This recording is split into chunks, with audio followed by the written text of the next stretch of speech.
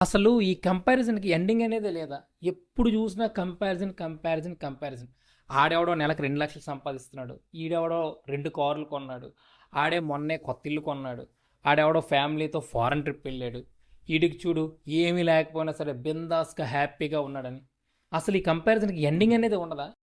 ఒక్కసారి ఎప్పుడైనా ఆలోచించండి. మన పొజిషన్ వేరు, మన ఫ్యామిలీ సిచ్యువేషన్స్ వేరు, మనం పెరిగిన వాతావరణం వేరు, మన రెస్పాన్సిబిలిటీస్ వేరు, మన జర్నీ వేరు, మన అప్పులు వేరు, అసలు మన లైఫే వేరు.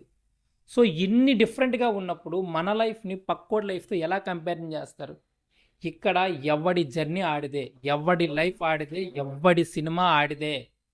కొంతమంది తొందరగా సక్సెస్ అవుతారు, ఇంకొందరు కొంచెం ఆలస్యంగా అయినా సక్సెస్ అవుతారు.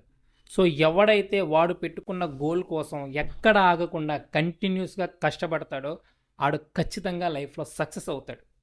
సో కొద్ది రోజులు ఈ ఎదవ కంపారిజన్ని పక్కన పెట్టి మీరు పెట్టుకున్న మీ గోల్ కోసం కంటిన్యూస్గా ఆగకుండా ట్రై చేయండి. మళ్ళీ చెప్తున్నాను, ఖచ్చితంగా ఖచ్చితంగా సక్సెస్ అవుతారు. So don't compare yours life with others.